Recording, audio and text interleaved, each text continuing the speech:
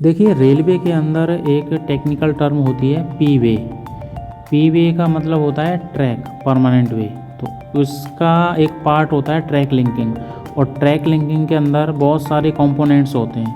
जैसे कि आपका स्लीपर हो गया, पीएससी स्लीपर या पीएससी वाइडर स्लीपर, ओके। उसके बाद हो गया आपका सीजीआरएसपी हो गया। सीजीआरएसपी के बाद में आपका ईआरसी हो गया।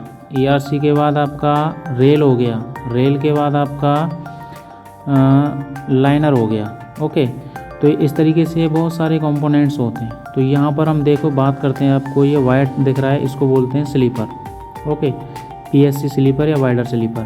तो इन सारे कंपोनेंट्स को डिज़ाइन किया जाता है अकॉर्डिंग टू एक्सल लोड। तो यहाँ पर जो इस ट्रैक का जो एक्सल लोड है वो है आपका 25 टन, ओके। उसी के हिसाब से जो स्लीपर है वो डिज़ाइन है आपका, ये रबड़ प्लेट डिज़ाइन है, सीजीआरएसपी बोलते हैं, रेल डिज़ाइन है, ठीक है। और इसी के हिसाब से ही आपका ईआरसी होता है, इलास्टिक रेल क्लिप बोला जाता है, उसको क्लिप करने के काम आती है, ठीक है। उसी के हिसाब से ही आपका लाइनर होता है। तो देखिए ये वाइट कलर का है, इसको बोला जाता है, आपको स्लीपर बोलेंगे इसको, वाइडर स्लीपर। इसकी जो डेंसिटी होती है वो 60 kg है, और इसका वेट है वो 347 kg है, ओके।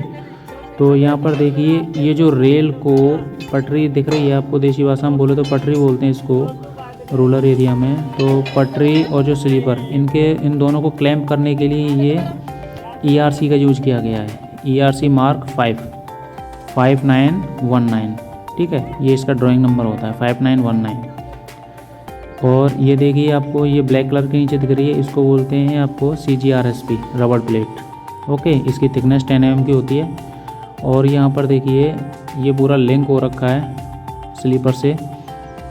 तो इसको लिंक करने के लिए आपको देखिए यहाँ पे ये जो प्लेट पड़ी है इसको फिश प्लेट बोला जाता है। यहाँ पर इन दोनों रेल्स के अंदर होल किया गया है गैस वेल्डिंग से, होल करके, और इसको फिक्स कर दिया जाएगा। यहाँ पर ये जॉइंट है।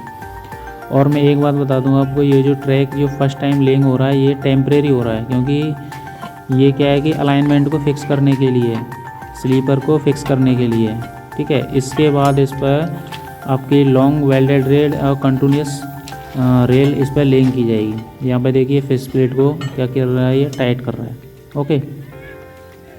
इसके बाद आपको देखिए ये जो गिट्टी पड़ी हुई है इनको बालास्ट बोला जाता है, ओके। तो ये अंडर साइज़ भी नहीं होना चाहिए और ओवर साइज़ भी होना चाहिए। ओवर साइज़ का मतलब ये है 65 mm से ऊपर नहीं होना चाहिए। अंडर साइज़ का मतलब ये है कि ये 20 mm से नीचे नहीं होना चाहिए।